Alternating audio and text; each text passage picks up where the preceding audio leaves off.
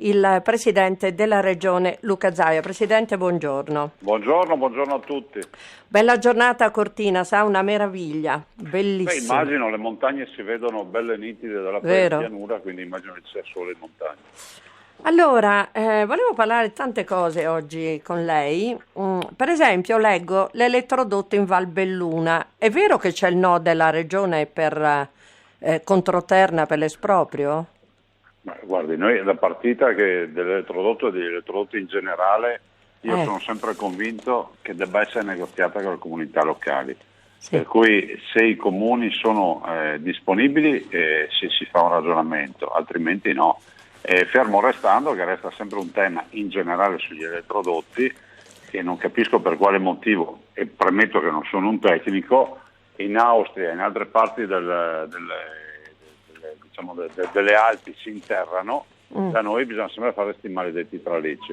Allora, siccome siamo patrimonio dell'UNESCO, chiediamo un massimo dell'attenzione comunque in generale per tutte queste forme di infrastrutturazione che servono, cioè non è che si può pensare alla montagna o comunque che i cittadini possano vivere senza elettricità, corrente elettrica, però è altrettanto vero che l'ambiente va rispettato.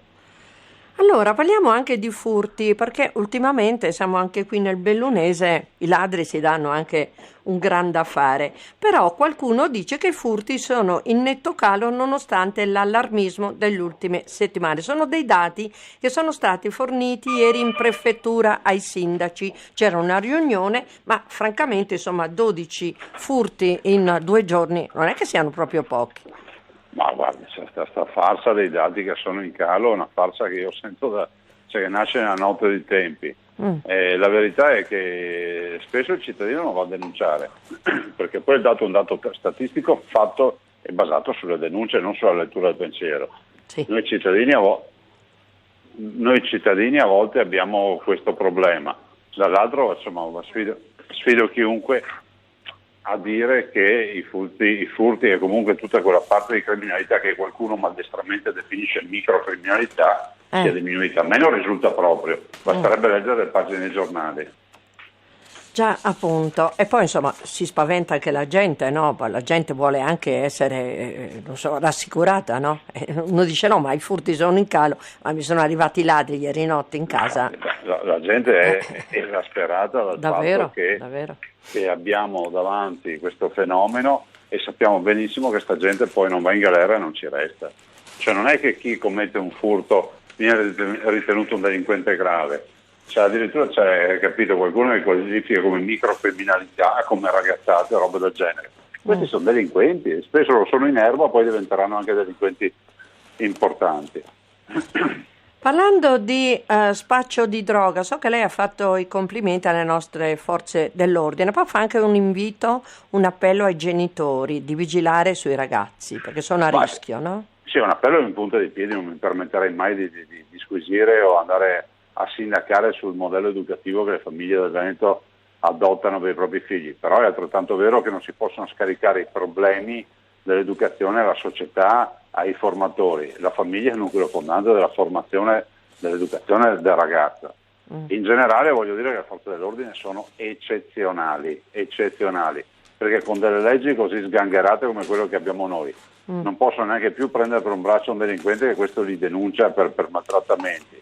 Hanno le mani legate, sanno che restano persone che il giorno dopo saranno libere e comunque continuano a fare in maniera assolutamente dignitosissima, in maniera superlativa anche il loro lavoro. Cioè leggere che ancora c'è qualcuno che crede che i delinquenti debbano essere arrestati, insomma, ci fa aprire il cuore, direi, no?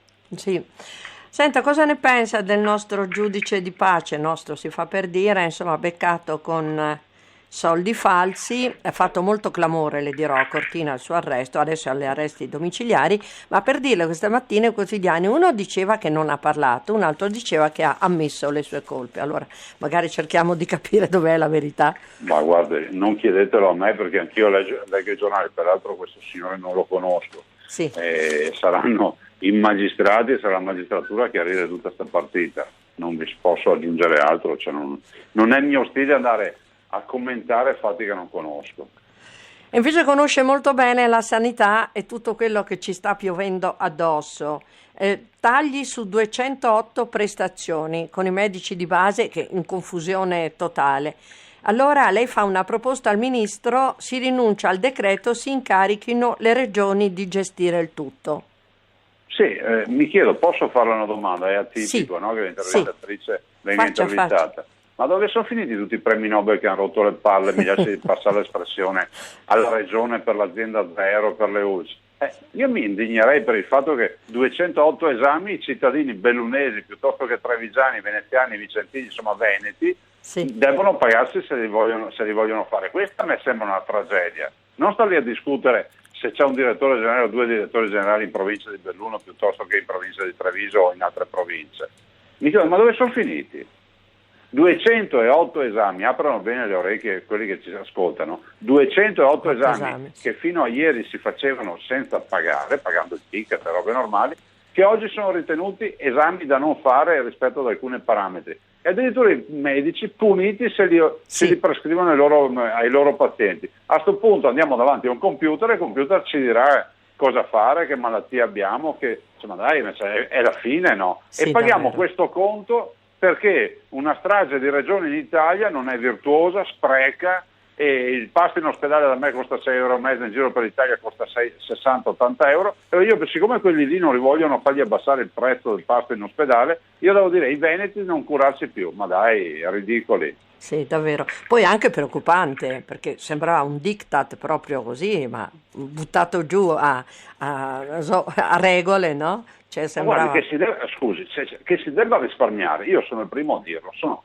assolutamente solidale con non solo il ministro Lorenzin, con tutti i ministri, anche Sì. perché si vedono i conti che non tornano rispetto alla malagestio della sanità di alcune regioni, ma tu non puoi andare a chiedere a chi governa bene la sanità, a chi ha i conti in ordine, a chi ha la spesa pro capite più bassa d'Italia, a chi ha la spesa farmaceutica più bassa d'Italia, di essere trattato come quelli che sprecano. Caino non è come Abele, Caino non è come Abele, Caino va punito e Abele va premiato.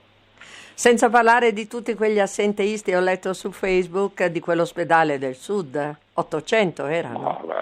È la ciliegina sulla torta, non è che è una storia che potremmo fare una Treccani con riempire una libreria di storie di malagesti di alcune regioni. 800 rotti assenteisti. La verità, ci sono delle regioni che hanno le apicalità, faccio un esempio, i primari, no? Sì. Non so, c'è il primario di geriatria, ce n'è uno ogni tot abitanti nelle regioni virtuose. Bene, se il Veneto cuba un primario di geriatria, dico delle cretinate per fare un esempio, uno ogni 100.000 abitanti, ci sono regioni che ne hanno 50 ogni 100.000 abitanti. A voi sembra una roba normale questa? No, Dai. folle.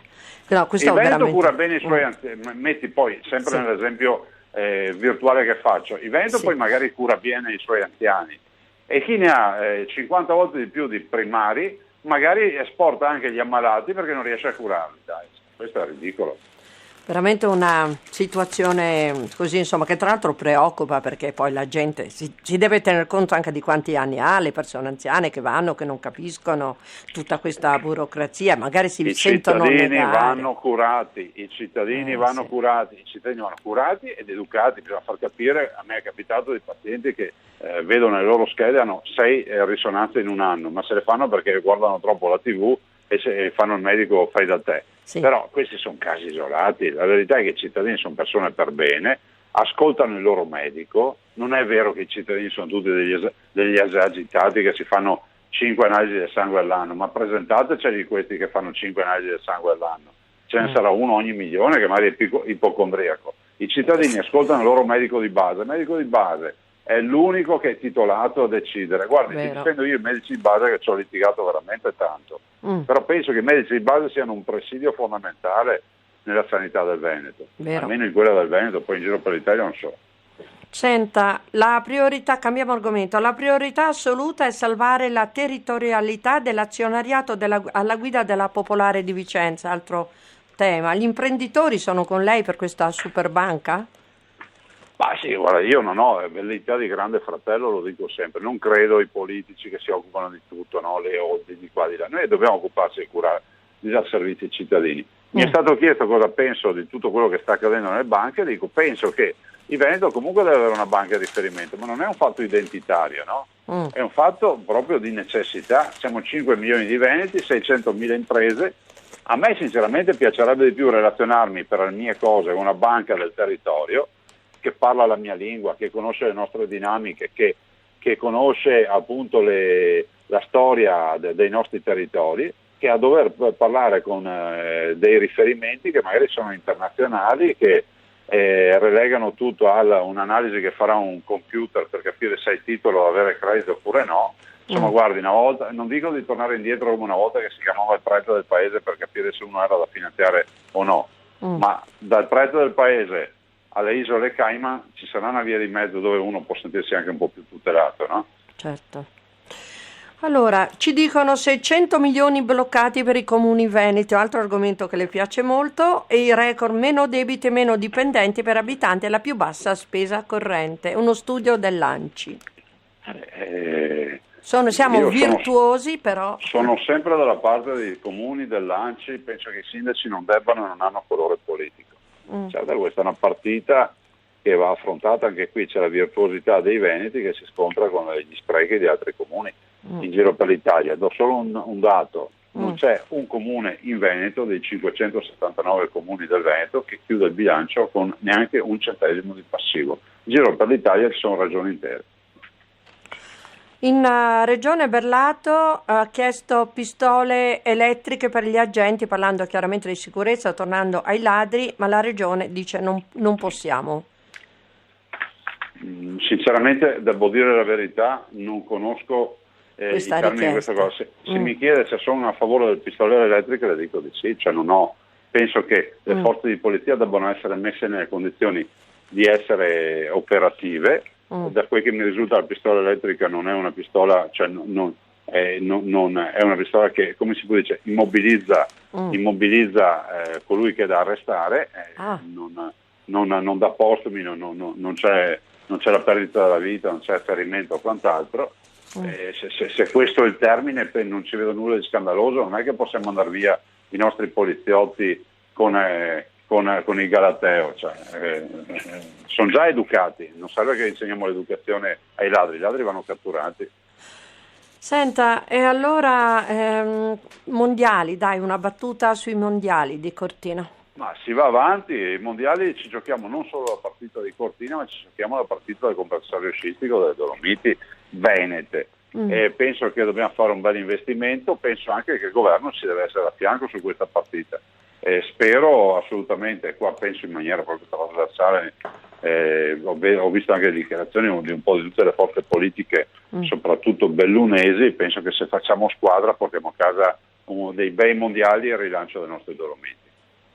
Grazie Presidente. Grazie a voi, buon lavoro. Buon lavoro.